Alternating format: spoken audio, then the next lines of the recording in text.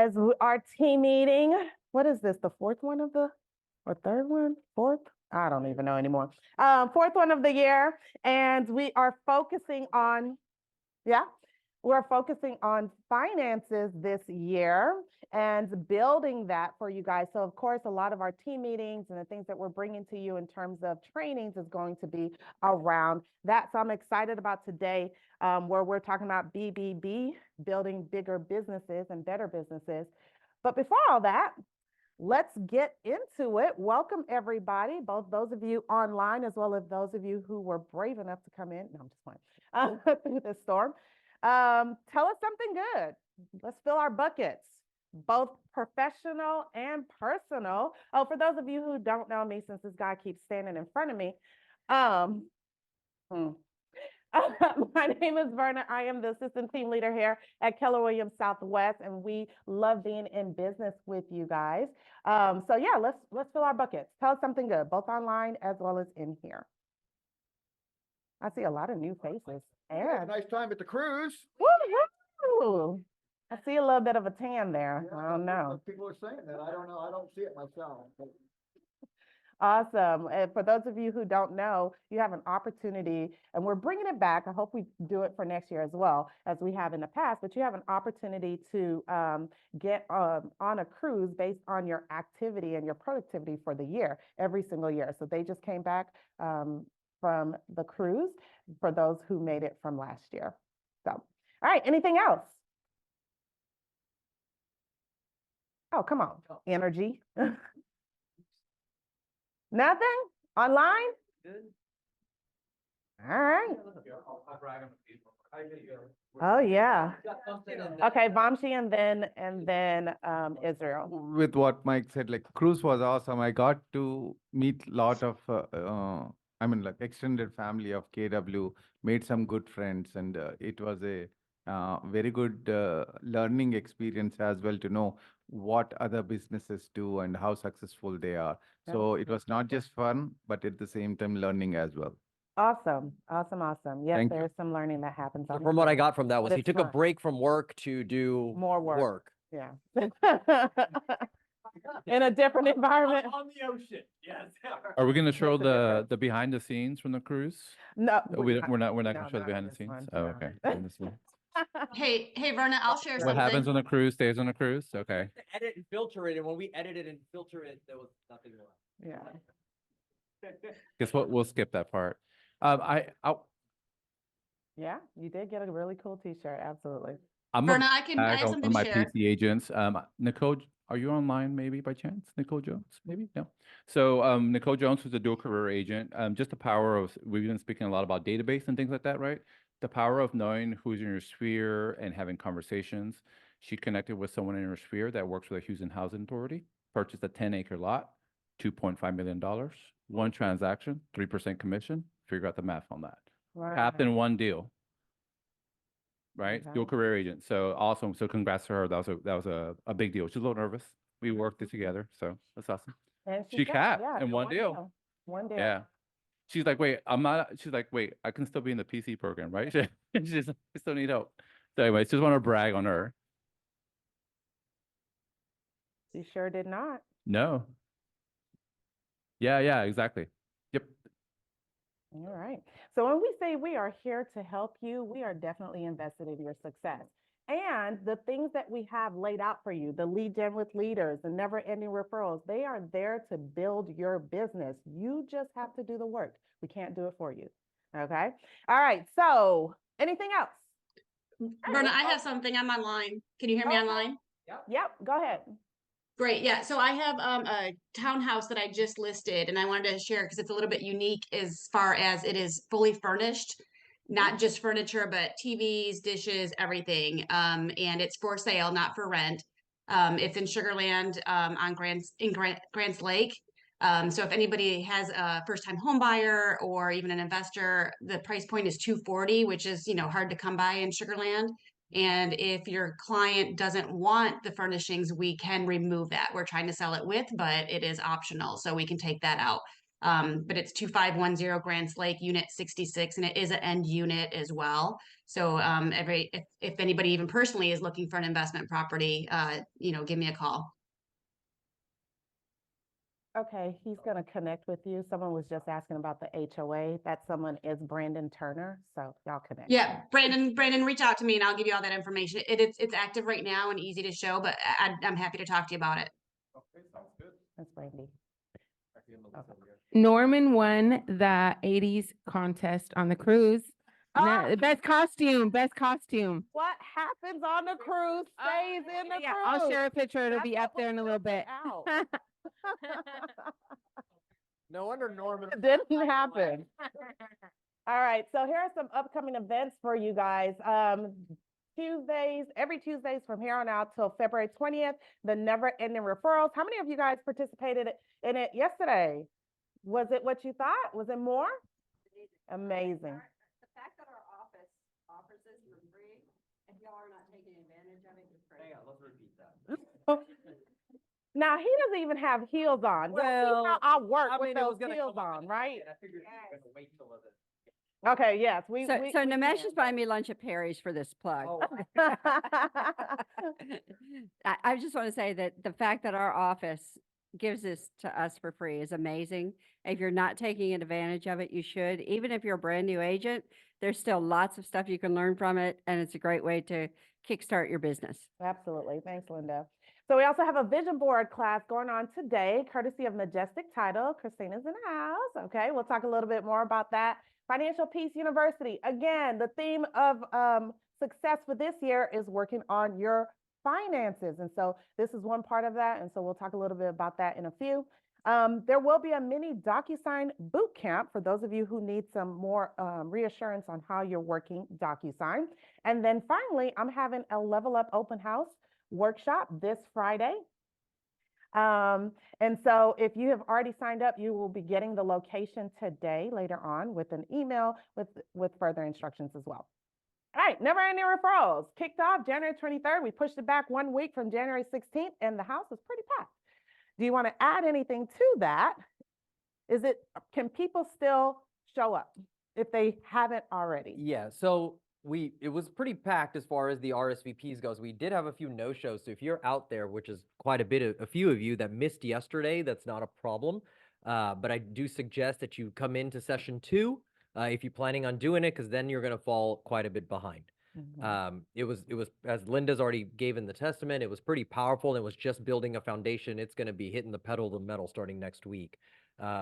The big thing is on Fridays, we're going to have a tech tidbit on Friday afternoons as a workshop. So even if you're not taking Never Ending Referrals and you want to come in here and work on your, whether it's Command or any other technology piece, some of the leadership team will be floating around the room to help you guys through that. Okay. So for any of you that attended yesterday, we had about 50 in yesterday. Welcome to come in on Friday afternoon, 3:30 or 3 o'clock for tech tidbits on that. Okay. And that's going to happen every Friday while Never Ending Referrals is going on. As a follow-up. Awesome. Yeah. All right. Just to work on your technology. But yeah. Cool. We have a question in the back. They are not. They are not being recorded. All right. Great question. Okay. Vision board class, Majestic Title. Let me just be a little clear on that and why, because that sounded pretty bad. The reason why is because we are actually not allowed to, because this is Never Ending Referrals is a MAPS program, and so we're not allowed to record them and replay them. That's the reason why we can't record. Yeah. Okay. You would think this was his meeting. Okay. Oh, one more. No. Okay. Vision board class with Majestic Title. Did you want to say anything about it? Do they need to bring anything? It's happening today at 1 o'clock right here. Bring your vision. All right. Awesome. Christina said that she's got everything. Just bring your gold. All right. Financial Peace University. We'll get Krista up here to tell you a little bit more about that. Hey guys, how many of you have ever had that sinking feeling when you pull up your bank account? Ever? Yeah, I'm not alone. Okay. How many of you have had more month than money? Ever? course. right? Yeah. Okay, we've all been there together at one point in our lives. This class is going to help us address that head on. This is a safe place. There is going to be no judgment for anyone coming because we are all on the journey together. Whether you've taken it before or not, I would love to have you there. Right now, we have a group of about 15 to 19 signed up. Some of them have taken Financial Peace before, and they're coming back. Just to give you an idea of the layout, we have about an hour of recorded video that we're going to watch together. We have a workbook that we're going to work through, a couple of activities, some discussion time, start at 6:30, out before 8:30. It'll be a good time. And so if you're thinking to yourself like, oh man, I've always wanted to do that, or oh man, I can't afford because the class is $80 to purchase. I can't afford the class. You need to be there. Come see me. We'll figure it out, right? We got to be there. Got to take a stand for ourselves and our families so that we never come back to that place again, ever. Okay, thank you. Absolutely. If you're still looking to get connected. Yeah, sorry about that. So there's a registration. If you scan the QR code, it'll take you to the registration link. Or if you have questions and you want to see me privately, I'm here today. My office is over in the back near Norman's office. Happy to talk to you about it, or send me an email. If you can't figure out registration, still come and I'll have the link to register tonight when you come as well. Any other questions? All right. Awesome. Okay, DocuSign Bootcamp. We'll get Norman up here to talk a little bit about that. All right, new year. Has everybody been able to use DocuSign very well? No? Not We very got one well. person. Okay, okay. Here's your chance. Here's your chance to dip into DocuSign and start using it. It will be a very basic class. Like it says, it's a mini boot camp. Okay, I'm not going to go into too deep into it, but I'll go into contacts, opportunities, going to documents, getting there to DocuSign. I'll also cover settings. A lot of the settings aren't done very, correctly, but we'll cover all that and then make sure that you are able to send documents to your clients. Okay? All right. So it's tomorrow, 9:30 a.m. Awesome. in person. Yeah, thank you. Bring your laptops. Charged. Okay. Open house workshop. Again, if you are interested in coming to an open house workshop, this will be an opportunity for you to get an open house feel. Like if you're asking yourself, how do I run an open house? What do I do before, what I do during, and what do I do after? This is your opportunity to find that out, okay? You are basically not necessarily shadowing because it won't be a real one, but it will be a mock open house. All you need to do is scan that information right there so you can register and get information about where the open house will be. It'll be somewhere here in the Sugar Land, Missouri City area. And then I will see you on Friday from 10:30 to noon, okay? Okay, next. Agent productivity, 30, 60, 90. So I told you guys last time that as agents, as leadership, we are constantly enhancing what we do so that we can bring you better service. And as an addition to that, this top MAPS coach, who is a top leadership MAPS coach, who used to be a top leader, TL, and then used to be a top agent, is coaching us and has agreed to coach you guys as well. So this happens every Thursday from 3 to 3:30. So come in here. It'll be very fast paced, but they're going to give you a lot of gems, a lot of tools for you to be successful. So there it is. Lead Gen with Leaders happens every single morning. Now, y'all know y'all see my Facebook posts. So this shouldn't be something new. It happens every single morning in here from 9 to 10 o'clock. So bring your information. We support all types of lead generation. So it's very helpful if you come in here. We have music going on. We have assistance. And if you need, we also have some conversations for you. Israel.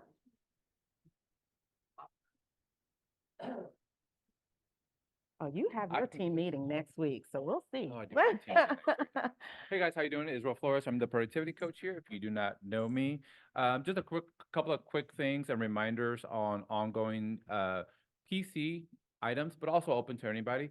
I started a Monday market update. This is geared towards PC agents, newer agents, but please, anyone can join in. It's via Zoom, 11 to 11:30, and we're just covering a quick market tidbit. So whether it's interest rates, this past Monday, we were going over Market News Daily, which is a lender, more of a lender website, but it has some great articles in there. That way, when you're talking to your clients, your prospects, your sphere, and they ask you how the market is, you're not just like, the market's great. Don't say that, please. Like, what do you, like, why are you asking about the market? Are you a seller? Are you a buyer? Right? So you can be able to be the economist of choice as a real estate agent and a professional, right? Not just throwing out these little flippant responses. So that's every Monday from 11 to 11:30. Quick little market update so you know what's going on in the world of real estate. Also, today right after the team meeting, 12 o'clock, our usual group coaching. I just got our exactly what to say role play cards. Who's read the book? The email. No, these are Chad's. And then I have another one coming through. So we'll incorporate this into the week somewhere amongst all the other stuff. So we have some role-playing cards. These are scripts and dialogues, so it'd be fun to do. I just got them, so I haven't even opened it yet. So anyways, that's what I got. All right, cool. Thank you. All right. Marketing, Greg, welcome back. How's everyone doing this morning? Try it again. You know we're doing it on purpose Yeah, now. right? yeah. Still try to get, let's have some good energy. How's everyone doing today? Great, awesome. Yeah, good. So my name is Greg. I'm your marketing director here at your office. Just gonna go through a few quick things just to make sure you guys are aware of. We're still doing our agent relaunch sessions, basically 45 minutes an hour session where we go through all your marketing. So from your branding, your systems, your technology, what story you're trying to tell. We go through everything, right? And I've had about 10 meetings so far with agents. So we've kind of really created some high level action items to help agents in terms of what they're going to do for 2024. So if you scan the QR code, you can book a session. Most people, it requires more than one session to really dive deep. So definitely something you can do right now. Probably going to do this from now to about February. Then after that, we're just going to have our normal marketing sessions, but definitely take advantage of this while we're still running it. So as the agent, are you still got it? Sorry. Don't worry about it. Just be with me afterwards. I'll make sure we schedule something. Y'all didn't do my open house like that. I know. just I mean, this playing. is marketing. Just playing. Yeah, all good. Just a thing to know. So, we have a lot of different marketing services that we offer here at the office, and that includes like logo design. So these are just examples of logos we designed recently for agents in this office. So this is for Robin, for Anthony, and then Melanie on who's back there. So the logos basically create multiple concepts for you. We do unlimited revisions. So the goal is at the end of the end, you have a product that you're proud of and able to use. From there, we actually have a conversation of like, how are you going to apply that logo in your marketing content? So that includes listing presentations, your signs, business cards, et cetera, even your website as well. So we make sure that we consult you in those things as well. So if you want to meet and talk about the logo, we can talk about it. A logo service is relatively inexpensive. It's $250. You get all the files. So to make sure that if you want to place that logo on a billboard, a social media, a t-shirt, we'll make sure that you have the correct file formats to do that. And of course, we help you in those processes if you're utilizing any of those other services. So those are 3 examples of logos that we've done recently. Of course, any other marketing service you can find on agentmarketingdesk.com. Some of the most popular things people have been asking about to start the year has been mass emails, Facebook ad campaigns, and direct mail campaigns. So those are all things that we do offer. So we literally offer any and everything. If something's not on the website, of course, you can meet with me and ask about it, and we'll work something out to make sure that we can offer that service for you. So that's all I got for you today. My name is Greg St. Fort. All right, thanks, Greg. A lot of our content today will go towards that, what's behind that marketing. So that'll be good. All right, you have anything? Okay. All right.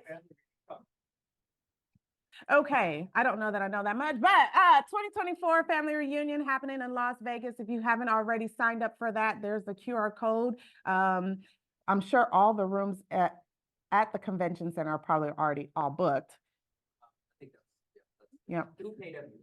Through KW, but you can find your own accommodations on there. So this is an opportunity. It's when the Keller Williams family all across the nation and even internationally comes together to mastermind, to learn, to connect, and build your network. We have some agents in our office who really lean into this to help grow by connecting with other agents around the world. And so they have a huge referral business, but it's also there to tap into whatever your goals are, and you find a class that supports that, and then you get into that. So that's family reunion.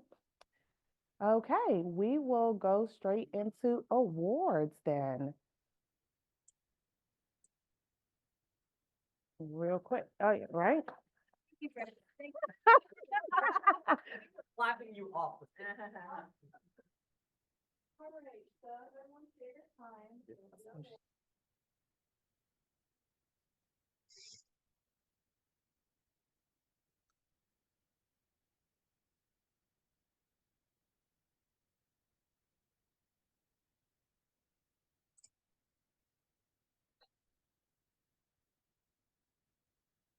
Minutes. Time for forward. Oh, thank you. Now who turned that off? Okay, and then time for fourth, we have Meshi Salama, Tina Braun, Angie Farish, Robin Orlando, and Susan Grzinski, all with 2 units.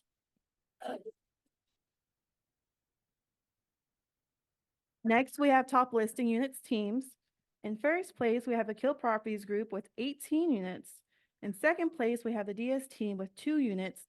Tied for third, we have Ambassador Real Estate Group, the Marta Mohan team, Lupita DeCal, and Sharon Parker Group, all with 1 unit each. Next, we have top listing units groups. In first place, we have the Audrey O'Neill team with 5 units. In second place, we have the BNP team with 3 units. And then tied for third, we have SIA Group and the Kathy Stubbs team, both with 2 units. Next, we have top listing volume. In individuals, first place, we have Nazneen Dasnani with 13.2 million. In second place, we have Sapna Patel with 1.6 million. In third place, we have Lal Mugi with 1.5 million. In fourth place, we have Robin Orlando with 1.29 million. In fifth place, we have Tanya Nicholas with 1.26 million. Awesome. Good job, guys. Next, we have top listing volume teams. In first place, we have the Kill Properties Group with 6.7 million. In second place, we have Sharon Parker Group with 1.19 million. In third place, we have the DS team with 1.14 million. In fourth place, we have Lupita DeCal with 499,000. In fifth place, we have the Marta Mohan team with 319,000. Good job. Next, we have top listing volume groups. In first place, we have the Audrey O'Neill team with 2.6 million. In second place, we have the BNP team with 1.4 million. In third place, we have the Kathy Stubbs team with 789,000. And then in fourth place, we have SIA Group with 180,000. Next, we have our top closed units, individuals. In first place, we have Samsha Ali with 8 units. In second place, we have Robbie Jansky with 7 units. Tied for third, we have the Kimber V team and LaDonna Parker, both with 5 units. And then in fourth place, we have Tanya Nicholas and Sahar Khatib, both with 4 units. Awesome. For top closed units teams, in first, well, tied for first, we have Ambassador Real Estate Group, Akil Properties Group, and the DS team, all with 4 units each. Good amount. Tied for second, we have the Day team and the Flores team, both with 3 units. Tied for third, we have YA Real Estate team and the Marta Mohan team, both with 2 units. Good job, guys. Next, we have top closed units groups.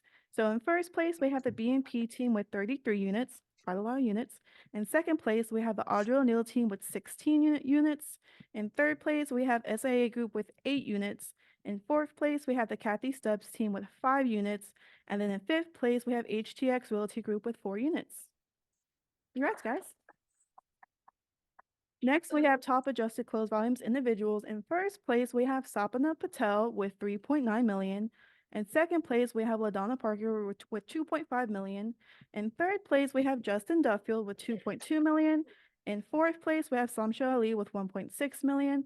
In fifth place, we have the Kimber V team with 1.577, well, $1,577,278 million.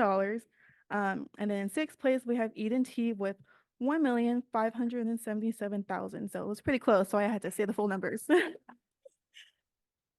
Next, we have top adjusted close volume for teams. In first place, we have Rajesh and Nita Desai with 1.6 million. In second place, we have the Marta Mullihan team with 1.3 million. In third place, we have the Flores team with 1.1 million. In fourth place, we have Sharon Parker Group with 803,000. In fifth place, we have Ambassador Real Estate Group with 789,000. Big congrats, guys.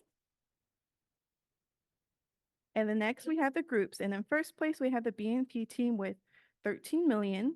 In second place, we have the Audrey O'Neill team with 6.5 million. In third place, we have the Kathy Stubbs team with 2.4 million. In fourth place, we have SIA Group with 1.4 million. And then in fifth place, we have HTX Realty Group with 1.1 million. And next is one of our favorite awards, Triple Crown. This award is given to single agents that close 3 or more sales in a month, not including leases.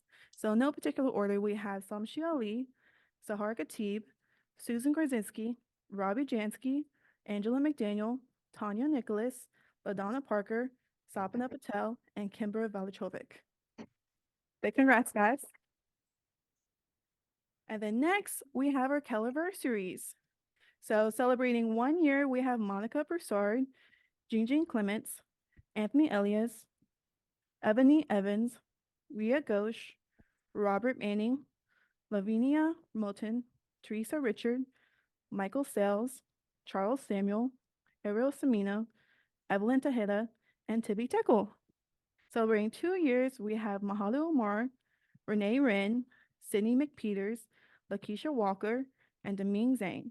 Celebrating 3 years, we have Jesselyn Antonu, Karen Toshgeti, Cassium Abusip, Joshua Gamino, and then celebrating 5 years, we have Erica Almugir, Namesh.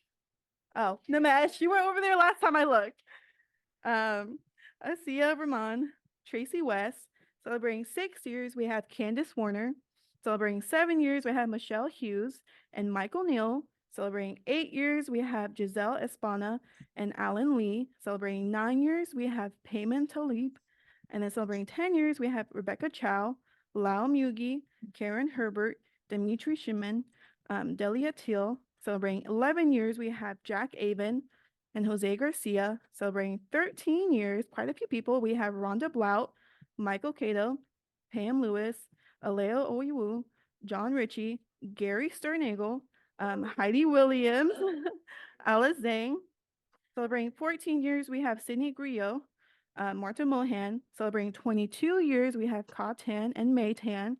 And then celebrating the big 27 years is Seema Dalavandi. And next, we have our cappers. So we have LaDonna Parker, Susan Grzinski, Mahalu Omar, Debbie Zapata, and Kimber Valachovic. And then next is our first KW listing. So we have Robin Orlando with her first listing with KW. Then celebrating the first KW closings is Kevin Coles, Lorinda Hamilton, Lily, Sandra Ibanez, and Tachina Williams. And so that concludes our awards. Big congrats to everyone. Can't wait to see what you guys do in 2024.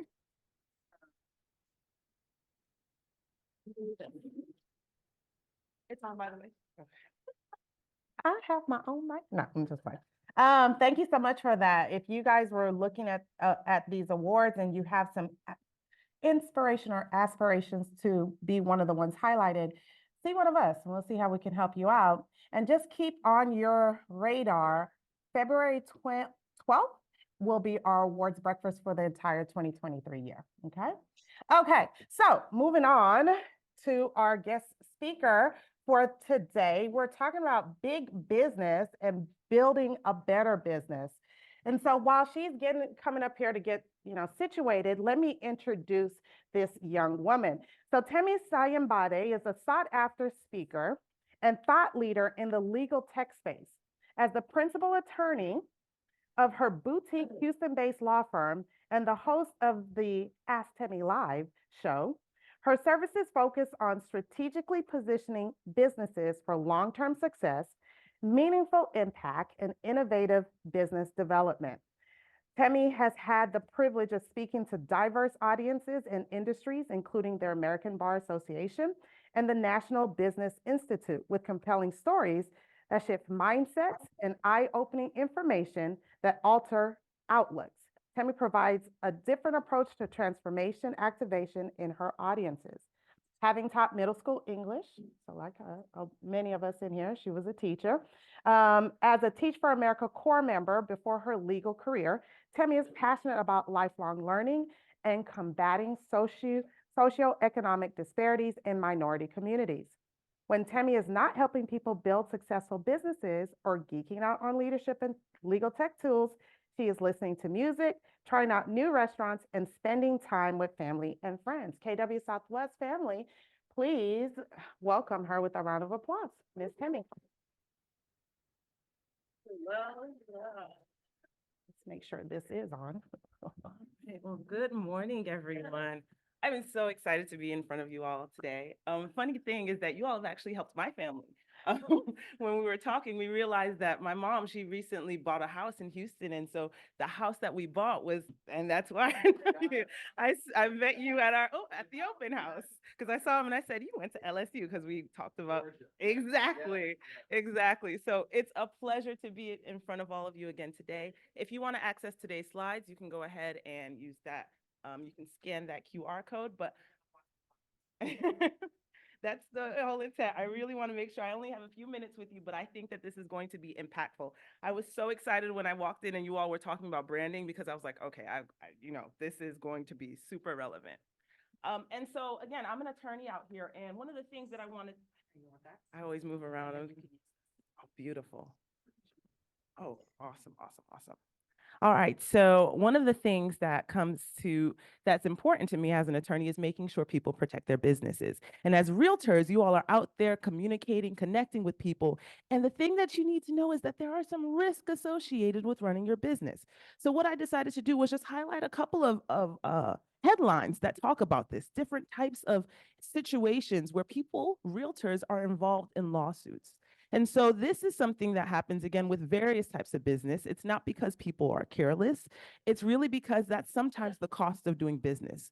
The more you grow, the greater your exposure. And so we're going to be talking about some of the things that are highlighted with these headlines. But what I want to present to you today is a 3-part framework to help you really have comprehensive protection for your real estate business. It's the same framework I use for different types of industries, but it really will apply to you in terms of helping you cover the various parts of your business. All right, and so what I call it the ICE approach, right? And this is how you can have really overall protection in the various legal places that are important to your business. The first thing, I, stands for intellectual property. The second thing, C, stands for contract protection. And the third thing, E, stands for entity protection. So we'll spend a few moments talking about each of these.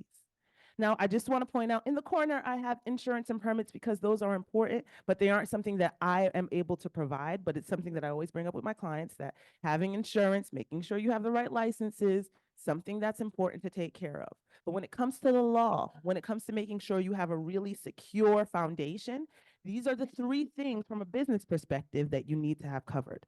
One of the things that I found that helped me develop this was the fact that people would often have one piece of the puzzle, but would be missing the other piece. And so I was like, how can we make sure that people have, again, comprehensive protection? So let's talk about it. The first thing is intellectual property. And that was why I was so excited when I walked in and you all were talking about branding and logos, because intellectual property is really the stuff that you create, the things that are the fruit of your mind. Sometimes it's the things like your branding. So if you have a unique way that you have distinguished yourself in the world, in the business world, that falls under intellectual property.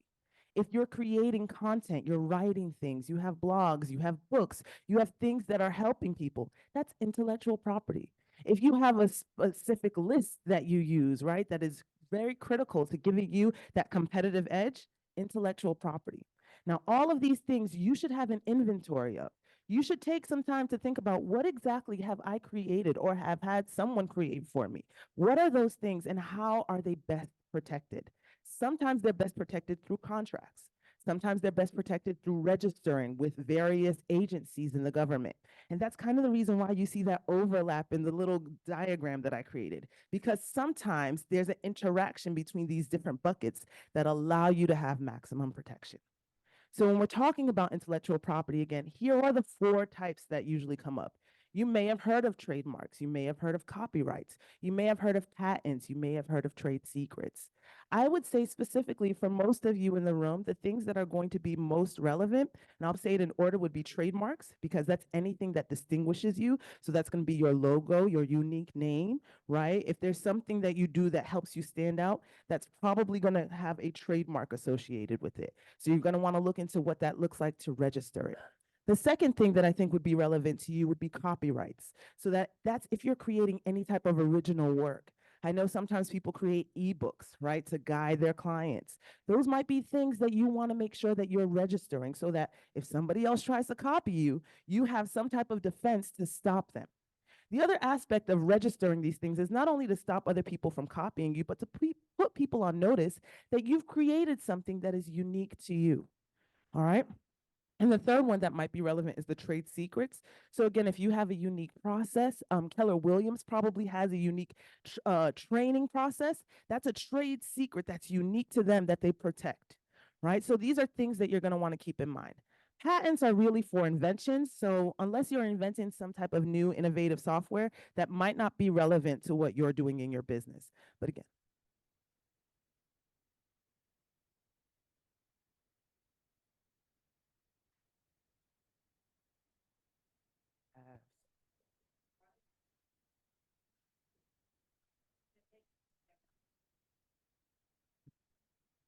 no, absolutely, absolutely. And I love that you brought that up because that's also how you really create that edge in the market, right?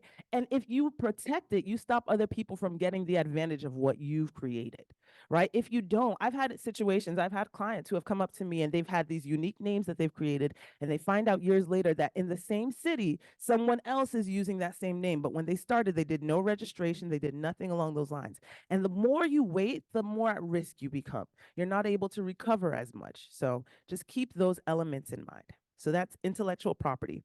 Here are a couple of questions to keep in mind. And here are some other things. One thing with regards to intellectual property is like accidentally copying someone. So one question you ask, can I post these pictures on social media?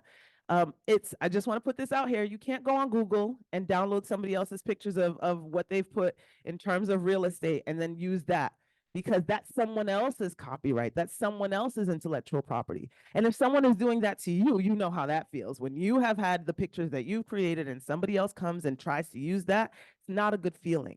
Another question, am I allowed to use these trademarks, right? So there's certain things that are registered trademarks that are specific to companies. So for example, with Keller Williams, the KW, another realtor that hasn't gone through the training process, that hasn't signed the contracts, that isn't part of them, cannot use the Keller Williams brand, knowing how strong it is and how trusted it is in the industry. Can I stop other people from stealing my stuff? Well, it depends. Have you protected it? How do I monitor the use of my IP? How can I partner with people who want to use my branding without being cheated? That might be some contract stuff. How do I know if someone else is already using my idea, right? There's a lot to talk about there because ideas can't necessarily be protected. You have to make it something tangible, right? And so, but are people taking the things that you've made tangible and using it? And then last one, do I need a trademark, copyright, patent, or everything? And because there's overlap, you might find that you need multiple forms of intellectual property protection. So that's IP. All right, next, contract. So you all are very familiar with contracts because you live in that world with the leases and the things that you're helping people buy and sell. But there are also contracts that are relevant to you as an independent person, as you're creating your businesses. Maybe you are contracting with someone to create your logos, to create your branding. Do the contracts protect you? Do the contracts protect them? Do they clearly outline the way the relationship is supposed to work? Maybe you have marketing professionals that are helping you. Does the contract outline what they're allowed to do and what they cannot do in terms of posting, in terms of utilizing things? One of the things that's coming up right now is the use of AI, right? If you're using ChatGPT to create things, are you providing guidelines within your contracts as to how someone who you have hired is able to use things like ChatGPT to produce content, right? It's very, very, very important as we go forward to make sure that your contracts are clear, right? One of the things I was telling someone recently is that if you are introducing the idea of a contract and someone is kind of reluctant to it, take that as a flag to just pay attention, because all a contract should do is bring clarity. It's not necessarily an adversarial thing. It's not something that means, hey, we're fighting. It just means I want you to be clear and I want myself to be clear as to how we're working together. And so some things to keep in mind when we're talking about contracts. What is our agreement? Do I have the right parties on the agreement? And I'm going to say this even in terms of real estate, right? If you have people who are buying property as investors, you want to make sure that the contracts that they're signing show what company is buying the property and not the person, if that's some type of protection that they want, right? So it's relevant, again, for your day-to-day work when you're working with people, but it's also relevant to you. When you are engaging with other individuals to do things for you, do you want to put yourself on the line, or do you want your business to be engaging in that contract, right? Make sure you have the right party. One of the questions that might also come up is, what happens if someone breaks a promise?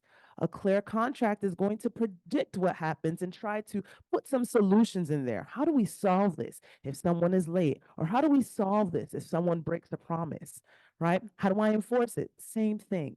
Can I get out of an agreement? You can include that. You can say, these are the ways we end this contract. These are the things that are going to trigger it ending, things like that. And then, can I protect my work from the person who hired me, or vice versa, right? So if I'm hiring someone, how do I make sure that I retain ownership if they're creating something for me? So there are stories where people have been hired to create things for other people, and then that person who has hired them blows up, and then another person's like, well, I created it. I deserve some compensation for what I made, right? And so if there's not an agreement in place, then who owns that becomes gray. And we don't want that, because, you know, ambiguity is going to create more room for people to argue he said, she said, when a contract can clearly outline it. And also make sure your contracts are signed. I see a lot of people who have contracts, but they don't sign it, so it's not fully enforceable. And again, it becomes a he said, she said thing. Last but not least, entity protection, right? So ICE. And so entity protection is when you take steps to formally create a structure, a bucket for your business. See, when you take that step, let's say you just start your business tomorrow, what you're called is a sole proprietor. And essentially, you're just out there with a nickname. So whatever the business does is what you do, and there's no protection that protects your personal stuff. But when you take a step to formally create or register your business, you're creating a division between this is me and this is my business.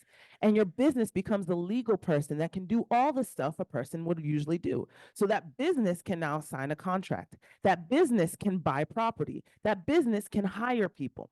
Without that division, it's you. So if you don't have that protection, right, and something falls into the cracks or something happens with that other situation, you are now liable or legally responsible. The other important aspect of entity protection is that it really helps you distinguish things about taxes. That's the big thing people want to know. So how do I save money on taxes? So the different types of entities or structures impact the way that you're taxed. Sometimes you're taxed directly as the person who owns it. Sometimes your business, the entity, and you are both taxed. That's called a double tax. Sometimes it passes through the entity and you are taxed on its behalf. That's called pass-through taxation. All of these things impact you, right, in terms of your tax strategy.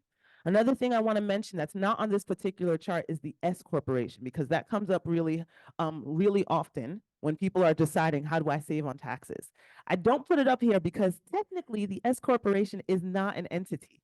It is a way to be taxed.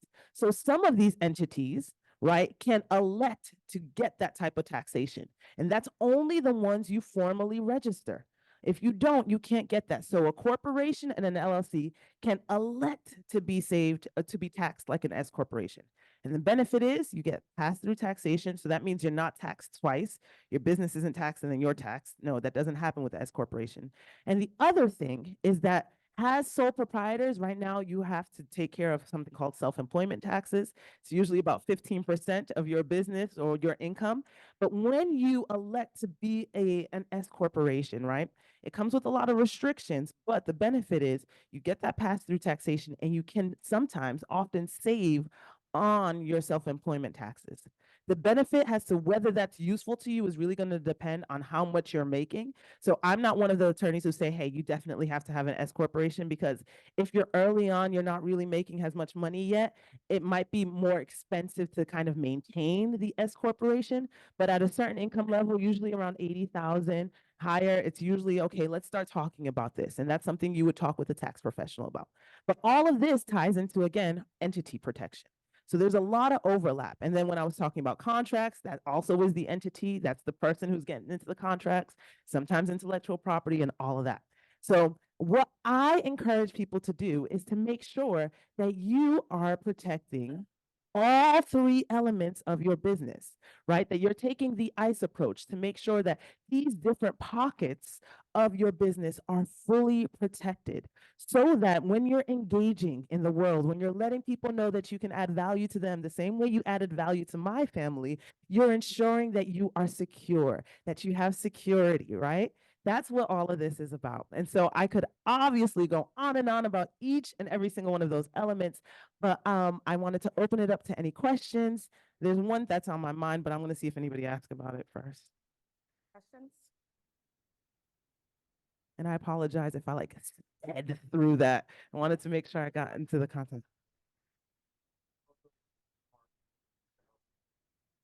Oh, great question. Great question. So it varies. So copyrights usually move. So his question was, how long does it usually take to get your trademark or your copyright registered? All right, both of those are, they go through two different processes. A copyright is usually faster. It takes a couple of months as long as there are no issues. So it might be like 6 months, and you can get your photographs copyrighted. So I have people who, like, every 6 months, they'll register their copyrights on their photographs to say, hey, these are mine. So that if anybody else has any issues, they can, let's say you see it posted somewhere, there's certain things where you can send that copyright notice and they will take it down. That website will take down what somebody else has copied. So that takes a few months. When you're talking about trademarks, now that takes a while. Trademarks can take, right now, I'm having folks who submitted their trademark applications last year, and it's taking 9 months to a year before they're even being examined. So their applications are being reviewed. Now, copyrights, you can get them expedited, trademarks, you can't. And the thing that I like to tell people is, especially with regards to trademarks, but with both, you want to get them before you need them, because there are certain protections that are associated with early registration that are not available to you if you register late. So for example, if you wanted to sue somebody for copying something that you did, right? The United States government's not even going to allow you to bring the suit in federal court without having those registrations. So you'll have to start at that process before you can sue them. The second thing is that if somebody copies you and you don't register the trademark until after that copying occurred, there are certain, I don't want to say punishment, but there's a way the government doesn't want to incentivize people copying. And so if they recognize that the person intentionally copied you, they're going to make them pay more. But if you waited until after they copied you to register, you lose that benefit. So thank you for asking that question. Excellent question. Any other questions? Yes, sir. Cost to incorporate, and how long does it take to set up a corporation? Oh, excellent. So in general, in the state of Texas, it's going to depend on where you incorporate. And that's a whole nother topic of discussion in terms of choosing the state. Texas is a pretty good state to create your businesses in. I would, most of the time I advise people to go ahead and create in the state that they're in, because it's cheaper oftentimes, unless you're looking for some type of protection in terms of your identity or things like that. But to your question, how much does it cost, and how long? In the state of Texas, our Secretary of State's office moves pretty fast. And so you can go onto their website and it can take you like 2 or 3 days before, like, from you submitting the information to you getting that response. Now, when you work with someone like me, it takes me a little bit longer because of the way I've incorporated my process. Because I know most people have this branding element that's tied to their businesses, I always do a comprehensive search with regards to their names and their trademarks at the beginning of the process. And so I'll search and see if your name is being used in the state of Texas. And if it's not, and it looks clear, I'm going to move forward and I'm going to see if it's being used in the nation, just to make sure that there's nothing that becomes an issue. A lot of my clients also like to do their trademark registration at the same time. And so because we incorporate that, we're able to say, okay, we've searched the name, we're going to form the business, and then we're going to apply for the trademark so that they can carry out their business, they can do what they need to do, but we've started that process for their registration. And even if they decide that they're not ready to do the trademark registration, they've at least done that search. When it comes to cost, in terms of filing fees, the cost in the state of Texas is around $300 if it's just the filing fees. Because I do comprehensive work and I'm back and forth with the different agencies and things like that, it's a little bit more if you ask me to do it. I have some tools that I've created for people. So I have a course online that you can pay for that walks you through the Texas LLC creation if that's something you decide to do. It's available on my website, but so it varies in terms of the length and the duration and cost, but those are the ones specific to Texas. Yes, Hi, in the same token with the naming, yes.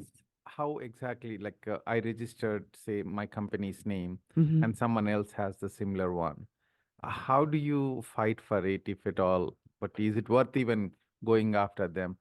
Good question. Great question. So he's like, if somebody else is copying my name or using my name, is it worth fighting for? It depends, honestly. One of the things that you'll find with the United States government as well is the amount of protection that they give to different entities depends on really how unique your name is, right? And how much you've used it in the past. So one of the things that they look at is who was the first person to use this? And is this something that stands out? There's a whole spectrum that they use to measure the strength of a name, for example. So if something is a generic, so you're just saying like Sugarland real estate, and you're just talking about selling real estate in Sugarland, that's just describing what you do. It's not really something that helps you stand out. You're not going to get as much protection for that. And so trying to fight for that might not be worth it. The other thing is that if you started using it after the other person, it might not be worth it, but it might be if it's something that you really gained a lot of protection with, it might be something that you go back to the people who barely used it and said, hey, can I negotiate something with you where I can buy the rights to this thing? If it's worth it. So it's going to be a case by case determination as to whether it's worth it to fight it. But the first thing I'll also say is that when you're trying to fight it, one of the first things you'll do is probably send a cease and desist letter, which basically is telling the other person and putting them on notice that, hey, I need you to stop using this because I have better rights to it. And so there are different things that can strengthen that. Some of those registrations we talked about can strengthen the force of that type of agreement. So.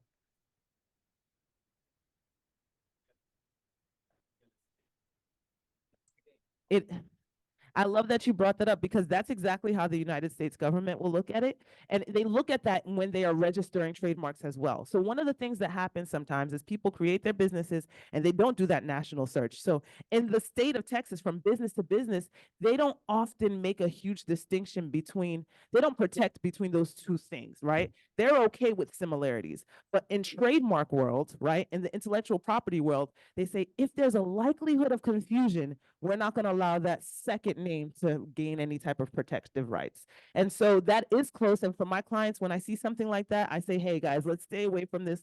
Let's create something that's more unique. So realty, real estate, that won't be as impactful. Yes, ma'am.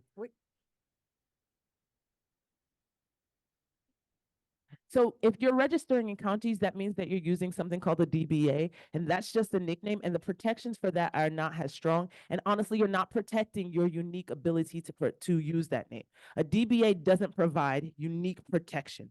If you want unique protection to say, this is mine and this is my domain, you need a trademark. Well, we're going to wrap it up right there. Tammy, you're going to be here for a little bit, right? Yeah, I'm Okay, here. great. So those of you who are in here, she'll be able to answer your questions. Was this helpful? Awesome, awesome. So schedule some time with her. She's currently having an opportunity for us, complimentary legal strategy session. It's valued at about $200, but she's doing it complimentary, so you can scan there. And there's a deadline for when that expires. So thank you so much for that. And we and we love that you partnered with us to do a deal as well. So we're going to bring up our other partners. Thank you so much, Tammy. Of the office here, we have patent title. I saw, you're gonna come up, Tanya? Go. and New American Funding. Hello, it's Melissa from Patent Title. Sorry, I'm a little sounding like under the weather. I'm really tired from that cruise. We had a really good time. So, speaking of the cruise, during the cruise, one of the realtors mentioned, they were under contract and the seller passed away. And I know Mike and Linda had that situation. Was it under contract or was it just listed? I can't remember. Yeah. Yeah. So, so one way to protect that and to, basically keep the sale going through before, when you meet with your, sellers, Patent Title through our doc prep department can do a form. We can, create a form, basically transferring title, upon death. And so that's a really, really great option and everyone should consider, and especially telling your clients that. And I will share some information through our doc prep department. If you guys just email me, melissa.lima@patenttitle.com. And I'll share that information, but it's really good because then if that happens, that situation happens, then you're protected because it'll just transfer over to the spouse or whoever they put on that deed. One fun fact real quick is that bananas are actually herbs. They're considered herbs because they never form a woody stem like a tree does. And one other thing real quick, I want to bring up Aldridge I like the Jack. fruit. He is actually the sales rep that's technically in the Sugarland office. I am your rep, most of your reps, but I wanted to introduce him because he's downstairs more often and I wanted to give him an opportunity to say something real quick. All right. Thank you so much, Melissa, and welcome you all here and Happy New Year. So just want to introduce myself real quick. I'm Aldridge Jack. I'm a business development officer like Melissa, but I'm also a trek instructor. So our goal is to have more trek classes for you all for free, you know what I'm saying, downstairs or upstairs if y'all allow us to. And so we're here to support you, and Tiffany and Melissa and myself are here just to help you bring value. So thank you so much and hope you have a wonderful Wednesday. Absolutely. Thanks, Aldridge. Information is downstairs too. Yeah. All right, Tanya. Hi, guys. How you doing? Happy New Year. Haven't seen you in a second. I like to keep it short and sweet. Call me Monday through Sunday. I can put money in your pockets for your family, friends, clients. If you need temporary service, reach out to me. I answer my phone. I'm very quick, and will provide excellent service to your clients. So, All right. Thank right, thanks. you. Yeah, good afternoon, everyone. Dale Branch with New American Funding. Want to talk a little bit about what your presenter was talking about in regards to incorporating. An incorporated person is technically self-employed. We, as the lender, need to see a 2-year history of that in order to be able to use those earnings as income and qualifying for a loan. So your person that thinks it's a great idea just to go incorporate could be shooting themselves in the foot. In addition, knowing the proper corporation to set up, as she talked about, we look at corporate tax returns. A corporate tax return is required to be filed if you're incorporated by law. Even if you didn't earn any money, they still want to see that you're making those filings. Some of that income, based on the way the corporation is set up, does pass through to the personal tax return. Remember that a corporate tax return might also assist you in finding expenses that are tax deductible, which might lessen the amount of income that your buyers are showing on their tax return for qualifying for a loan. So we're here to help with that. One real quick thing, a VA loan, did you know that a seller contribution can be used on a VA loan to pay off part of the buyer's debt? Did everybody know that? We did not. I didn't think you did.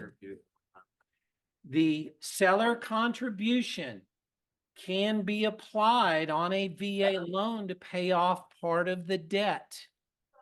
This helps your buyers potentially qualify for the loan or qualify to purchase more of a home. So you need to get with myself or Catherine or Denise to discuss some of the criteria there, but that is a great option for helping some of the buyers be able to qualify. Thank you all. Okay. Yes, Thanks, sir. sir. Individual buyers are using a conventional loan, their minimum down payment for an individual would be what, 6%? You're seeing down payment. No, depending upon the amount of money that the buyer puts into the transaction, based on their down payment percentage, that's going to vary from 3% to 6%. Okay. Now they incorporate themselves. Now, what is that? Well, you can't buy a house in the name of a corporation and get a standard Fannie Mae or Freddie Mac loan. You have to be personal on the loan. Same with FHA or VA. They're not going to sell it to a corporation. Completely different rules. If you're buying in the name of a corporation, the assumption would be that that house is an investment property. You're going to need at least 20% down. Different guidelines. Yeah, All thank right. you all. Thank you. Awesome. Thank you so much. Mary, you can come on through. Of course, you've seen this beautiful lady several times, Mary Lou Master. She's going to talk to you a little bit about A Action Home Inspection Group, and she is the person who brought your lunch to put some smiles on your face. All right. Thank you. Thank you. Hi, everyone. As introduced, my name's Mary Lemaster, and I am an S Corp, by the way. I'm the managing partner with A Action Home Inspection Group. And for those of you who don't know me, we are a full service inspection group, or inspection company, I should say. That means we do pools, septic systems, water wells, we do infrared, we have zip levels, but best of all, every single one of my home inspectors is pest control certified. So we include that termite report absolutely free with every inspection. So it doesn't matter what type of loan, FHA, VA, conventional, you're always going to get that termite report included for free. We're paperless, so what that means is as the inspector's going through the property, they're going to be populating information on a tablet. And at the end of the inspection, they'll be able to give the full report verbally to you and the client right there on site. So any questions, thoughts, concerns, all of that can be addressed on site with the inspector. You get the actual inspection in PDF form within an hour after the inspection. I always get asked two questions. First, where do we serve? We go all the way up to Conroe, all the way down to Galveston, all the way out west into Katy, and then east into Baytown. And if you draw a big circle, we serve everywhere in between, including, of course, Sugar Land. And the second question is a big one, right? How much do we charge? We go by square footage. So obviously higher square footage can be more expensive, lower a little bit cheaper. Let's say our average single family is about 2,200, right? Most single families sit about 2,200. That would be about $550. And that's going to include the inspection report, right? The sprinkler system, that'll include a drone. If we need to use a drone, we usually don't. That includes the zip level, but best of all, that includes the termite report. So quite a few things there are included already. Pools, water wells, septic, those are always going to be a little bit extra just because of the time and money they take to inspect. So I'm doing a giveaway. If you have your business card, if you want to drop it in, I'll come around and gather it. While I do that, if you have any questions, let me know. I always get asked, how do we schedule? When you're almost done, it's going to show. Online, you can actually run a quote for free online too, if you and your clients are shopping around. You can also call our office. And thank you for having me. Absolutely. We appreciate you, Mary. Okay, that's it. We're wrapped up. Make sure you're staying for the vision board class as well. I'm glad this was very helpful for you guys. If you need any additional information, let me know. I know a couple of you guys have been asking what's the code to schedule some consultation with Timmy. It is KW Southwest, all caps, okay? KW Southwest. All right, that's it. Oh, you want to announce? Yeah, do you want to draw? I think I have. Do I have any other cards I'm missing? Oh, we have one more in the back. Other than that, for those of you guys who are online, thank you guys so much. We're done with the meeting. Yep. All right. That's the only people who have the card. All right, Chris Clemens. Yeah, absolutely. Thanks. Absolutely. All right, y'all have a good one. Enjoy your lunch. See you next week. How did this get colored? It's your fault. It's a mixed lipstick.